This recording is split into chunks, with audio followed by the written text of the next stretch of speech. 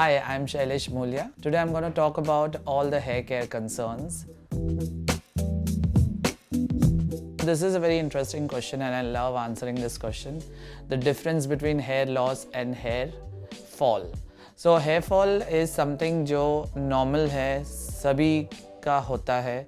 जैसे आपके nail grow होते हैं, आप काटते हो, वैसे हेयर फॉल होना ज़रूरी है ताकि नए हेयर ग्रो हो.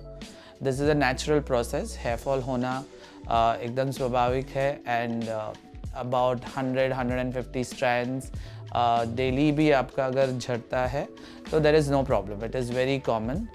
But hair loss is a problem जो आपको पहले से अगर आपको लग रहा है कि हेयर लॉस हो रहा है, आपके पैच में बाल निकल रहे हैं, क्लम्प्स में बाल निकल रहे हैं, या आपको लग रहा है कोई एरिया आपका एकदम सी थ्रू हो गया है, स्कैल्प दिखने लग गया है, तो you have to take care of it and you need to see a trichologist who is a hair doctor.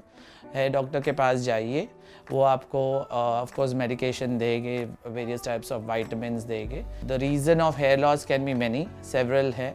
जैसे आपका हार्मोनल चेंज हो जा रहा है, या आप कोई हैवी मेडिकेशन में है, जैसे कैंसर या सब कोई, उसके वजह से हेयर लॉस हो जाता है, पूरे बाल झड़ जाते हैं, या कोई और हैवी मेडिकेशन में है, या स्ट्रेस है, ये सब, या आपका डाइट सही नहीं है. जो हेयर लॉस है ये इंटरनल है. इंटरनल जो भी आपको प्रॉब्लम होता है उसी की वजह से हेयर लॉस होता है.